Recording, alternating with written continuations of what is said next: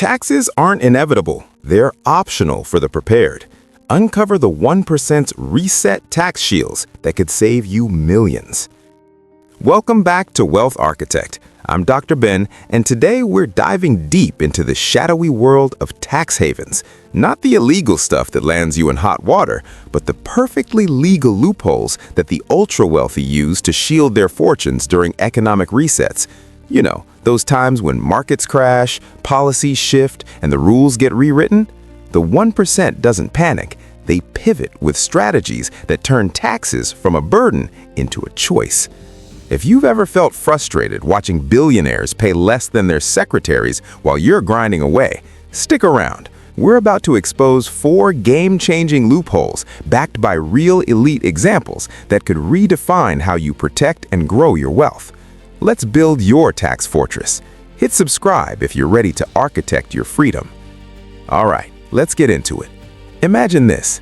It's 2020. The world is in lockdown. Economies are resetting. And while most people are scrambling to pay bills, the ultra-wealthy are quietly restructuring their assets to emerge stronger. That's the reset we're talking about, whether it's a global crisis like the Great Reset buzz or just market volatility. The 1% doesn't wait for recovery. They use tax shields to preserve capital. But here's the truth. These aren't loopholes for the elite only. With the right knowledge, you can adapt them too. Remember, this isn't tax advice. Consult a professional, but knowledge is power. First up in our strategic lineup, domestic trusts that form the base of any solid tax strategy. These are your entry-level shields, easy to set up but incredibly powerful. Number 1, irrevocable trusts, the bulletproof asset shield. Let's start with something straightforward yet transformative, the irrevocable trust. Picture this. You transfer assets like stocks, real estate, or even a business into a trust that's irrevocable, meaning you can't take them back easily.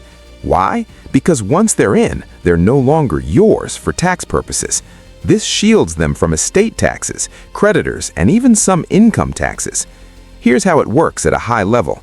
You fund the trust with assets, appoint a trustee, maybe a family member or advisor, and set rules for distribution. The big win?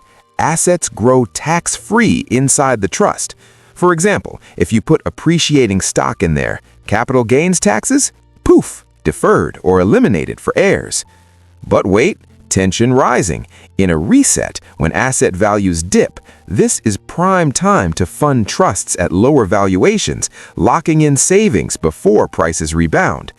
Advanced psych here, authority from tax pros like those at Fedor Tax, who note that ultra-wealthy families use these to launder wealth legally across generations. Okay, that was your first payoff. Feeling empowered yet? Let's ramp up to the next level. Number 2, charitable remainder trusts, give to get back. Now we're building on that foundation with a trust that adds a philanthropic twist, the charitable remainder trust. This one's a favorite among the philanthropically minded billionaires because it lets you donate assets, get income back, and slash taxes, all legally. Break it down. You place appreciated assets, say stock that skyrocketed, into the CRT.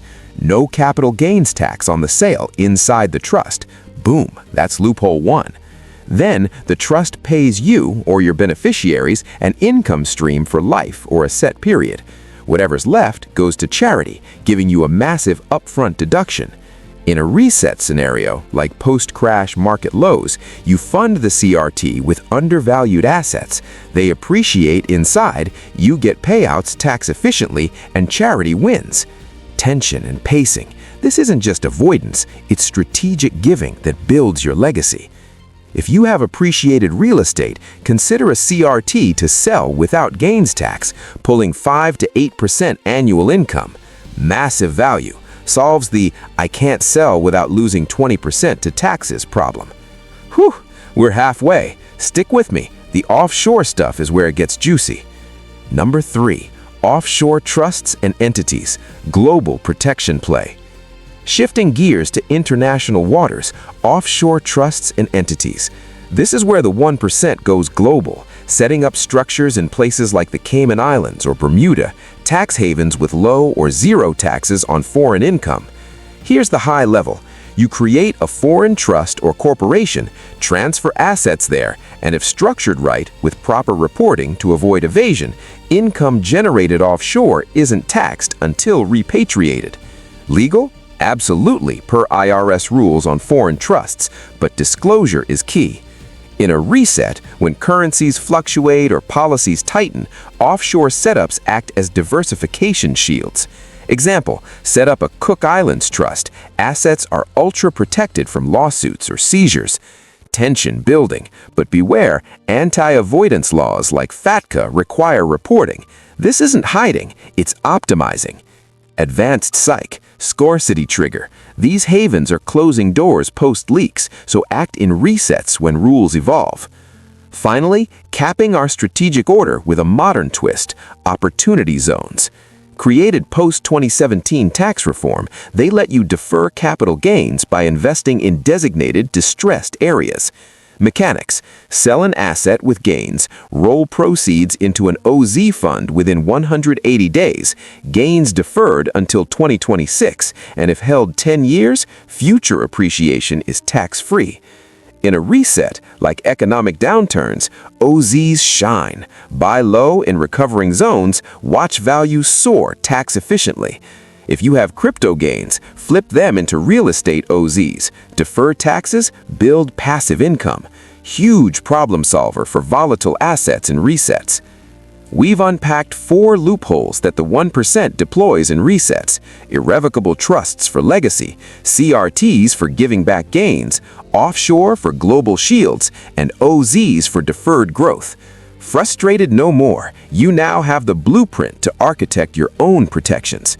This is Wealth Architect, where we design freedom, not follow rules. Join the community, link in the description.